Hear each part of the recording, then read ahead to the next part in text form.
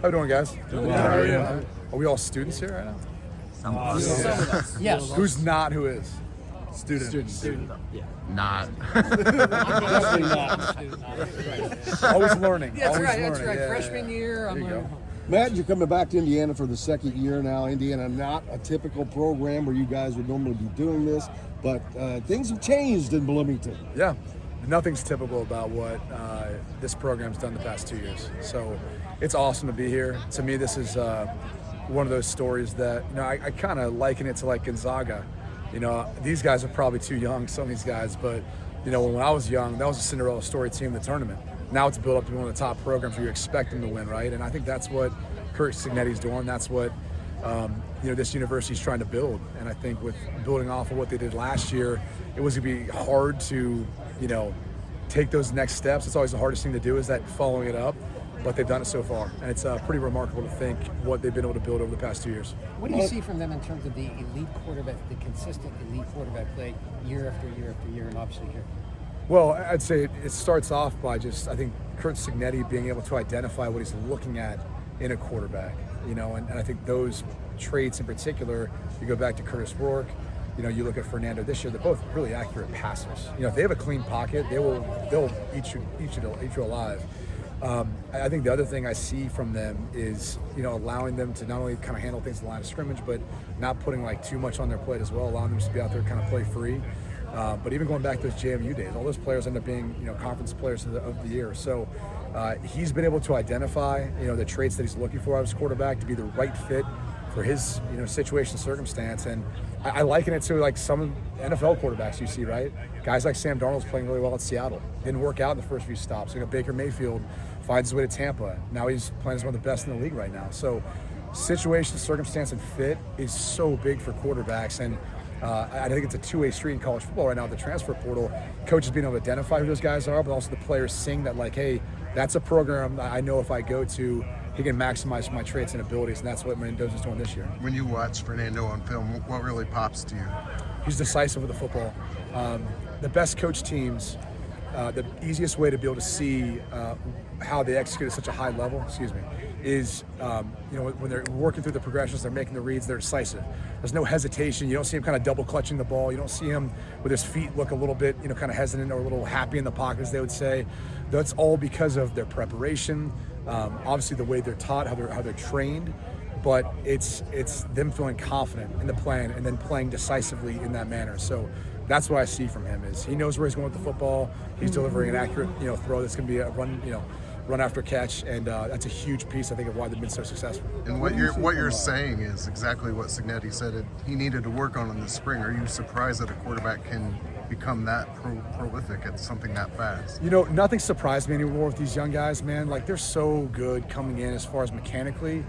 It's hard, and I don't know how Matt feels about it, but like I go back to being like a multi-sport athlete where when you got to college, they were like trying to change out some of your baseball throwing mechanics and stuff, like not overstriding or not dropping your arm when you throw, and all those things you're still working on. Nowadays, these dudes come in so polished, it's incredible. And I think whether it's some of the true freshmen we've seen, like Malik Washington, the kid in Maryland's playing great. There's so many out there, but then you look at other guys where they're jumping from like team to team, and there's not much of a physical, jump where they're trying to change mechanics. It's just mental. And these young men are so prepared too in that respect. I think because of the technology they have access to, the 7-on-7 and the private coaching they get as they come up, that they're able to make that transition, make it seem much easier than at least it used to be. What do you feel it is about Curt Cignetti that makes him elite? I think there's a few things I'd point to. I mean, the continuity in the staff is huge. It's one thing to coach your players. Players are always listening. They're always looking for someone to be able to pour into them and help them to get better and succeed. But coaches are, if we're being real, like all of them are in it to eventually be a head coach one day. And usually when you have a lot of success, your coordinators end up getting poached. They end up, other universities say, I want a piece of what Curt Cignetti's doing there. And maybe that day is going to come now, now that, they've kind of gotten to this point. But that group has remained intact for, at least with SIG, for at least both coordinators over 10 years on each side, and as coordinators at least in the past 5. So that's a big piece of it. I think, again, talent evaluation, understanding the right character of the type of guy they want within the program. That's a big piece of it. And I think he's a really good ball coach. You look at some of the mentors, his dad, Obviously, you look at the impact that he's had on him, being around a guy like Nick Saban. He's, Coach Sig, I mean, they won't tell you, but he's a guy who's played the game too, so he has that perspective as a player. I think all that kind of meshes into why he's been so successful. Going back to your playing days, if you were facing this defense as a quarterback, what would scare you about them, or what would kind of concern you when you kind of look at the film that stands out?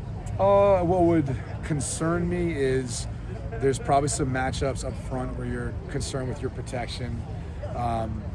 Play a lot of zone, so, I mean, for me, depending on where you're at in your career, you give me zone, I'll pick you apart all day. But, for other guys, Nico just got there. He's got a different coordinator now. There's some things that I think they could do to confuse him, to force him to throw footballs, into different, trap coverages or into pressure that might lead to turnovers.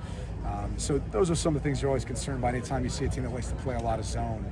It's just their eyes are always on you as a quarterback. So there's more opportunity for them to get tip throws, balls, overthrows, things like that, to get interceptions. What's the biggest difference between this year's Indiana team and last year's Indiana team from your eyes? I mean, so far it doesn't really feel like there is much of a difference at this moment. I think the biggest thing was, Fernando's playing just like that much better than where I think Curtis was a year ago. Defensively too, they really haven't skipped a beat, but it's probably just collectively proving that they can win that big game. I mean, the way they won at Oregon, I mean, not only the physicality, but just kind of the dominance to go in there like that. That was like one of those things that kind of checks off the box where now when we talk about, all right, can this team to win a national championship? We go, yeah, they just beat one of the best teams in the country. So that win, I think, said a lot about kind of where the program's at, even though the record, again, is trending similar to where it was last year before they went to the playoff. From a program standpoint, how important is alignment, president, athletic director, head coach, and an overall investment in the program?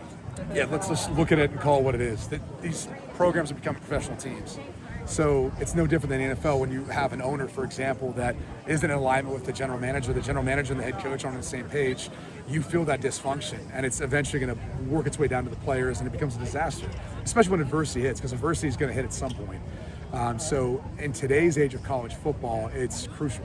I mean, that's again, you see the universities that can't seem to quite figure it out, or maybe they're like a blue blood and they haven't really got back to where they once were. Oftentimes it's because there's not alignment and they can't figure out how to get everyone on the same page in an era of college football that's kind of ever changing. Heisman-wise, just what's it kind of, top of it, just like how do you view it right now? Yeah. What's kind of your, top list? You got a bunch of quarterbacks. Yeah. Kind of a quarterback-driven award, unfortunately, for the other players out there. But look, Fernando's right up there. I think Julian Sand's up there. There's a number of guys you can throw in the conversation, and it really comes down to not always, sometimes even the best player in the country. Like I think you put Jeremiah Love on any team, he's probably the best player in the country. But again, the award's going to go to someone who kind of has that great season and then has some of those Heisman moments. And I think for Fernando, you go back to Oregon, how he played in that game, that's a huge moment for him. If this thing trends the way I think it's going to, the next biggest one's probably going to be the Big Ten championship. And that's another opportunity there right before the Heisman, where you're going to get a lot of people who are watching that game intently to see how Sam plays, how Fernando plays, and who ends up getting the edge on that. We've seen a lot of teams, they're biased for whether it's SEC people or whatever the case. And for Fernando to try to win the Heisman, not coming from a traditional school, that's probably going to have an effect on him because it's kind of become the best player from the best team, the award. Well, that's why, again, it's so important that they continue to keep playing the way they have and dominate and keep having the statistical argument, having that kind of dominant argument, dealing with the best teams.